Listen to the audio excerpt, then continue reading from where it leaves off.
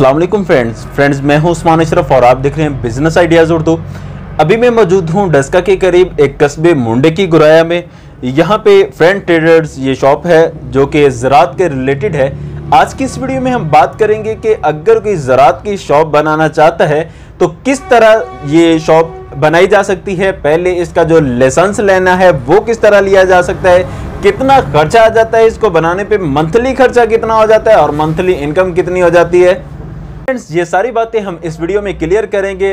अभी मेरे साथ मौजूद हैं मोहम्मद दिलदार खान और चौधरी एहसानुल्लाह सिंधु साहब। इनसे ये सारी बातें जानेंगे हम। ये दोनों पार्टनर हैं और माशाल्लाह बहुत अच्छी इनकी पार्टनरशिप चल रही है, बहुत अच्छा इनका माशाल्लाह सेटअप चल रहा है। तो जानते हैं इनसे। अस्सलाम वालेकुम। जी वालेकुम सलाम। क्या हाल है भाई, कैसी तबीयत है? अल्लाह पाक का करम है, बिल्कुल ठीक ठाक। आप सुनाएं, ठीक ठाक हैं? दिलदार खान भाई ये बताइएगा कि आप कब से यही काम कर रहे हैं? तकरीबन 7 साल से हम ये दोनों दोस्त काम कर रहे हैं अल्लाह के फजल करम से, और हमारा काम बहुत अच्छा चल रहा है माशाल्लाह। सबसे पहले मैं ये क्वेश्चन करना चाहूँगा कि अगर कोई ये बिज़नेस करना चाहता है तो उसके लिए सरकारी सतह पे किस तरह परमिशन ली जाती है, इसका प्रोसेस मुकम्मल बता दीजिए। अगर कोई मेरा दोस्त ये काम करना चाहता है तो सबसे पहले उसका मैट्रिक पास होना बहुत ज़रूरी है, और मैट्रिक पास के बाद साल में 2 दफ़ा इशू होते हैं महकमा ज़राअत गवर्नमेंट की तरफ से। और महकमा ज़राअत गवर्नमेंट की तरफ से एक तो 3रे महीने में और एक 11वें महीने में लाइसेंस इशू किए जाते हैं। वहाँ आपने फ़ीस जमा करवानी है, तकरीबन वो 10,000 के करीब है। तो फीस जमा करवाने के बाद 15 दिन की ट्रेनिंग दी जाती है महकमा ज़राअत की तरफ से। 15 दिन आपने कैंडली उधर ज़रूर जाना होता है, और उसके बाद आपको एक सर्टिफिकेट दिया जाता है। सर्टिफिकेट की मुद्दत होती है 6 माह। 6 माह के अंदर अंदर आपने दोबारा फिर वो सर्टिफिकेट और उसके लवाजमात जो भी कागज़ या फाइल वगैरह है वो आपको जमा करवानी पड़ती है। वो जमा करवाने के बाद आपको एक सर्टिफिकेट दे दिया जाता है कि आप ये दुकान बना सकते हैं किसी भी अड्डे पर। सही। इसमें ये बताइएगा महकमा ज़राअत की क्या कंडीशंस होती हैं, शराइत होती हैं कि किस तरह की दुकान हो? महकमा ज़राअत की तरफ से बहुत सख्त हदायत हैं कि सबसे पहले तो दुकान का एक मरले में या 2 मरले में या इससे ज़्यादा जितनी भी बड़ी हो जाएगी ये बहुत अच्छी बात है, क्योंकि ये केमिकल और पेस्टिसाइड की दुकान है और इसमें केमिकल जरासीम बहुत ज़्यादा होते हैं। इसके लिए दुकान के अंदर एग्जॉस्ट फैन का होना बहुत ज़रूरी है, क्योंकि हवा का आमदोरफ्त जारी रहे। और पेस्टिसाइड में जितनी भी दवाइयाँ हैं इसको एक दर्जा हरारत में रखना पड़ता है। उस दर्जा हरारत को मेनटेन रखने के लिए हमें एसी की बहुत ज़्यादा ज़रूरत पड़ती है, और एसी का होना भी बहुत ज़रूरी है। दर्जा हरारत बता दीजिएगा कि कितना होना चाहिए इसके लिए? इसके लिए दर्जा हरारत महकमा ज़राअत की तरफ से जो रिकमेंड होता है असल तो वही है, लेकिन कम से कम ये 20 से 25 सेंटीग्रेड तो ज़रूर होना चाहिए। सही। लोकेशन के हवाले से बता दीजिएगा कि किस तरह की लोकेशन इसके लिए बेस्ट है? अगर मेरा भाई कोई ये काम करना चाहता है तो सबसे बेहतर यही है कि वो जो अपना एरिया है ना, अपना इलाका है, उसके हिसाब किताब से उसके हिसाब से अपनी दुकान वगैरह बनाए, क्योंकि मुख्तलिफ इलाके हैं, ज़रखेज़ इलाके हैं, बेरानी इलाके हैं, रेतले इलाके हैं। और उसके अलावा जैसे कि हम मुंडे की में बैठे हैं, यहाँ ज़्यादातर गंदम और धान का काम होता है। और उसके अलावा अगर आप यही काम किसी शहर में करना चाहते हैं, किसी सिटी में करना चाहते हैं, मिसाल के तौर पर डस्का में शुरू करना चाहते हैं, तो डस्का इसके लिए बहुत बेस्ट है। ये बताइएगा कि गांव देहात में ये शॉप ओपन की जा सकती है?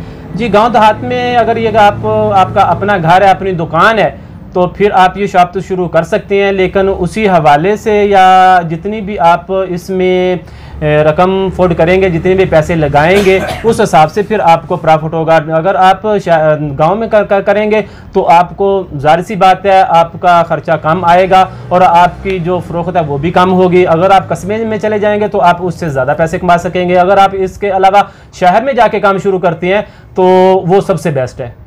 सही। ये बताइएगा कि ये शॉप स्टार्ट करने के लिए तकरीबन कितने पैसे होने चाहिए? शॉप तैयार करने के लिए या ये कारोबार करने के लिए जितने भी पैसे हों वो कम है, लेकिन कम से कम आपके पास 10 से 15 लाख रुपया ज़रूर होना चाहिए। अगर आप एक टाइम में 10 लाख की दवाई लेते हैं तो दूसरी टाइम की दवाई लेने के लिए 10 लाख रुपया आपके पास होना ज़रूरी है। सही। ये बताइएगा कि ये दुकान जो आपने ली हुई है इसका तकरीबन रेंट कितना चल रहा है अभी? ये जो मैंने दुकान ली है ये तकरीबन 1 मरले के से ज़्यादा है, इसका मलिक हुआ है। और इसका रेंट मुंडे के गुराया में ये जो हमारी दुकान है इसका रेंट 6,500 रुपया है, लेकिन इसके अलावा जो मार्केट के पास दुकानें हैं उनका रेंट 10,000 के करीब भी है। सही। अच्छा ये बताइएगा कि इसमें कौन कौन सी कंपनियां हैं जिनके साथ काम करना चाहिए और किन से बचना चाहिए? जी, इसमें तो ये आपने बहुत अच्छी बात की है।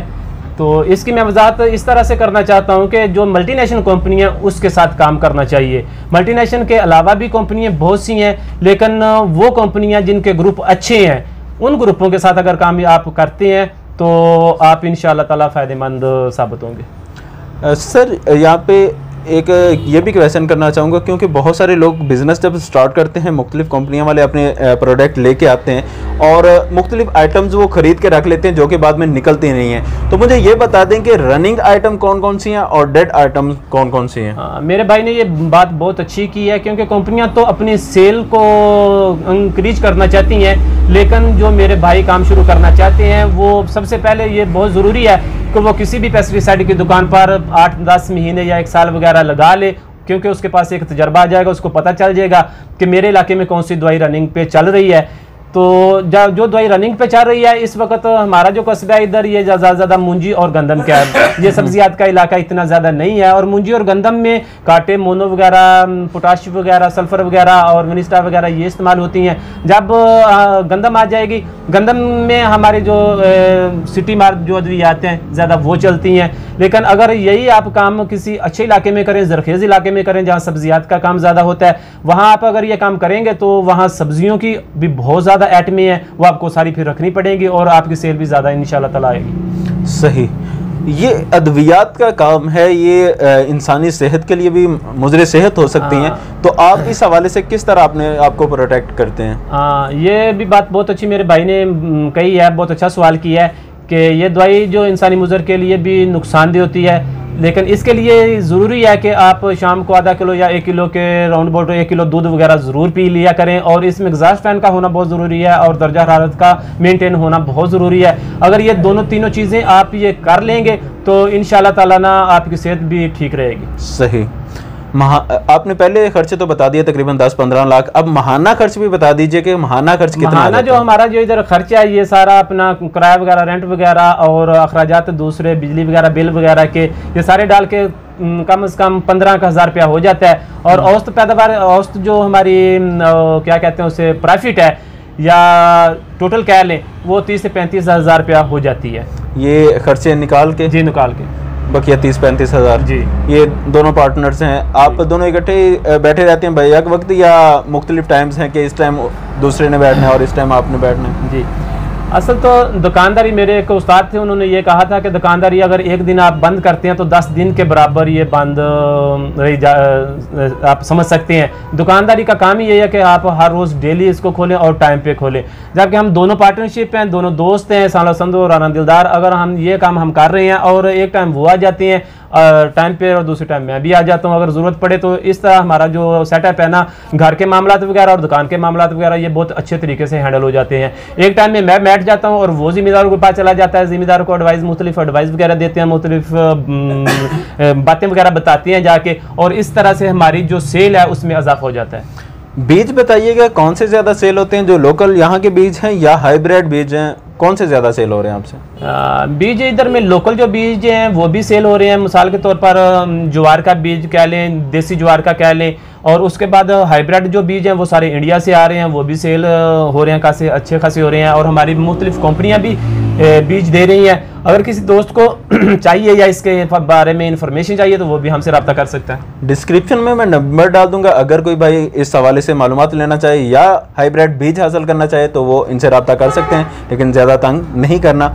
अच्छा भाई, हर कारोबार में कोई ना कोई मसाइल होते हैं, तो इस कारोबार में आपको कौन कौन से मसाइल का सामना करना पड़ रहा है? सबसे पहले तो मेरे दोस्त ये बात है कि ये जो हमने काम शुरू किया ये ज़्यादा हमारा काम ज़िम्मेदारों के साथ है, और ज़िम्मेदारों के साथ उनसे पैसे लेना या उनसे रिकवरी वसूल करना ये बहुत मुश्किल काम है।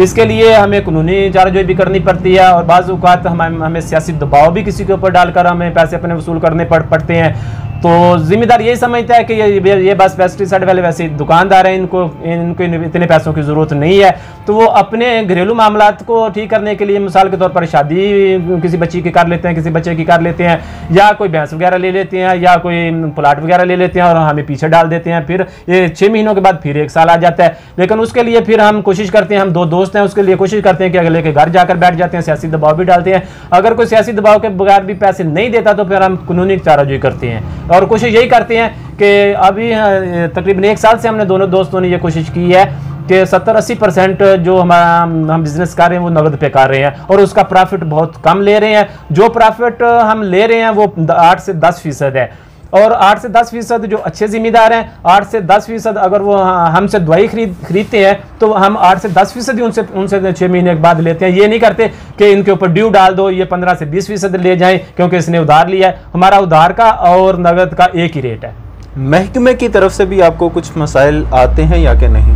हाँ जी, महकमे की तरफ से मसाइल तो नहीं आते, लेकिन ये जो कंपनी है ना जो हमें दवाइयाँ दे रही हैं, इनकी तरफ से मसाइल आते हैं कि बाज़-औक़ात ये दवाई 2 नंबर भेज देते हैं, फिर महकमा ज़राअत आता है, वो आके हमारा सैंपल करते हैं। सैंपल करने के बाद जब जो इसकी परसेंटेज कम हो जाती है तो हमारे ऊपर वो पर्चा दे देते हैं। जबकि होना तो ये चाहिए कि जो कंपनी हमें दवाई दे रही है उसके ऊपर पर्चा हो, क्योंकि उसके पास मशीनी है और उसके पास लेबॉरेटरी है, वो ही चेक कर सकते हैं। हमारे पास तो कोई लेबॉरेटरी नहीं है। हाँ, हमारे पास उनकी डीलरशिप मौजूद होती है, उनका लाइसेंस मौजूद होता है और उनकी इनवॉइस वगैरह मौजूद होती है। इस बिना पे आके हमारे ऊपर और जो सेल अफसर होता है उसके ऊपर पर्चा होता है। फिर वो जब पर्चा होता है तो कचहरियों के चक्कर लगते हैं, फिर उसके बाद जुर्माना अदा करके 2-3 साल आदमी परेशान होता है, फिर जाके जान छूटती है। इसमें ये मसाइल सबसे पहले आते हैं। लेकिन अगर आप मल्टीनेशनल कंपनी से या किसी अच्छे ग्रुप से काम करते हैं तो फिर ये भी मसाइल नहीं आते।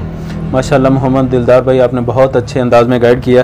तो आपके दूसरे पार्टनर से भी हम बात करते हैं, एहसानुल्लाह सिंधु साहब से। जी, आप भी बताइएगा कि आप इस कारोबार से किस हद तक मुतमईन हैं? बिस्मिल्लाहिर्रहमानिर्रहीम। मैंने पहले भी बताया था कि कारोबार के हवाले से हम मुतमिन हैं। अल्हम्दुलिल्लाह कारोबार पहले से बेहतर है। जब हमने स्टार्ट से शुरू किया था तो इतना अच्छा कारोबार नहीं था, इस वजह से कि हमारा इधर तल्लुकात नहीं थे।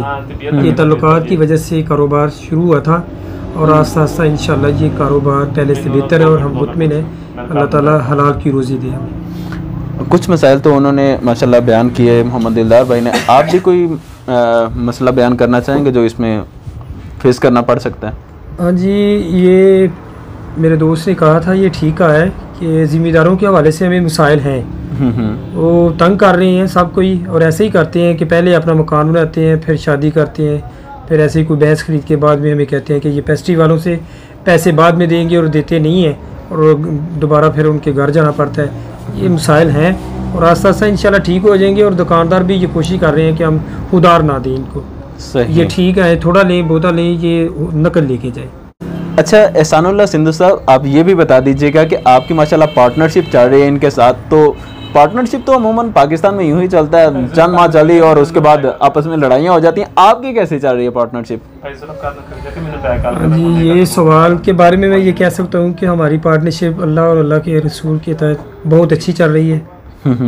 और हमने कभी सोचा नहीं है कि पैसों को तरजीह नहीं दी कि ये एक दो दोस्त पैसे ले जाए, मैं ले जाऊँ, ये ले जाए। ना इसने मुझे कहा है और ना मैंने कहा है कभी। कारोबार के हवाले से हम बिल्कुल मुतमिन है और दोस्ती के हवाले से बिल्कुल मुतमिन है। तो जी फ्रेंड्स, यहाँ से ये साबित हुआ कि ये कहना कि पार्टनरशिप चल ही नहीं सकती, ये बिल्कुल गलत है। जो चलाने वाले हैं वो चला भी रहे हैं। इनकी माशाल्लाह 7 साल से पार्टनरशिप चल रही है और अच्छे अंदाज में चल रही है। तो उम्मीद है। तो जी फ्रेंड्स, एहसानुल्लाह सिंधु साहब ने अपना मसला तो बता दिया कि फार्मर की तरफ से इनको क्या क्या मसाइल सामने, कौन कौन से मसाइल का सामना करना पड़ रहा है। तो अभी फार्मर हमारे साथ मौजूद हैं, इनसे भी तासुरात लेते हैं कि क्या इनको भी कोई इनसे मसला हो रहा है या कि नहीं। अस्सलाम वालेकुम। वालेकुम सलाम व रहमतुल्लाह। क्या हाल है भाई, कैसी तबीयत? हाँ बिल्कुल ठीक ठाक। ये बताइए कि आप कब से इनसे माल खरीद रहे हैं? आपकी मेहरबानी है कि आपने हमारे सवाल किया है। सही। और इनके बारे में पूछा है। सही। कि ये हमारे साथ ये कस्बा है। सही। जी हमारी वहाँ से ये तशरीफ लाते हैं। सही। और अरसा दराज से यहाँ बैठे हुए हैं। सही। अल्हम्दुलिल्लाह 5 वक्त के नमाजी और बहुत अच्छे इंसान हैं।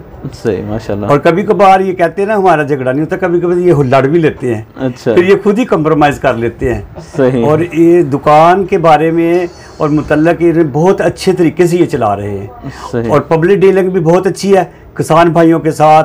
मैंने तो ये देखा, जब भी मैं आया हूँ कोई उधार लेने आया तो उन्होंने ये नहीं कहा कब पैसे देंगे, ये दे देते हैं। पता नहीं ये इस्लाम को मद्देनजर रख के देते हैं, ये कैसे देते हैं।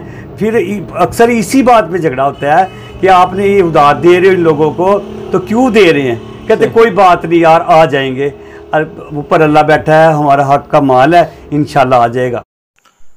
तो तो जी फ्रेंड्स, जहाँ पे इस मसले की वजाहत करता चलूँ, जैसा कि अभी भाई के मुंह से ये निकला कि ऊपर अल्लाह बैठा है, जहालत की वजह से बहुत सारे लोग इस तरह का जुमला बोल जाते हैं।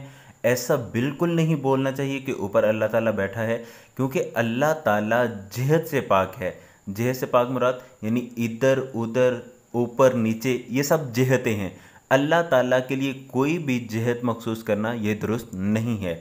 और इस बिना पर फिर कुछ लोग ये कह जाते हैं कि अल्लाह ताला हर जगह मौजूद है। तो याद रहे कि हर जगह भी बाद में वजूद में आई, जितनी भी जगह है बाद में वजूद में आई, अल्लाह ताला की ज़ात उससे भी पहले है। यानी कि अल्लाह ताला की मौजूदगी का अकीदा रखना ये हम पर ज़रूरी है, लेकिन उसके लिए कोई जिहत को मखसूस करना ये दुरुस्त नहीं है। मज़ीद वजाहत के लिए उलमाए कराम से रुजू फरमाएँ।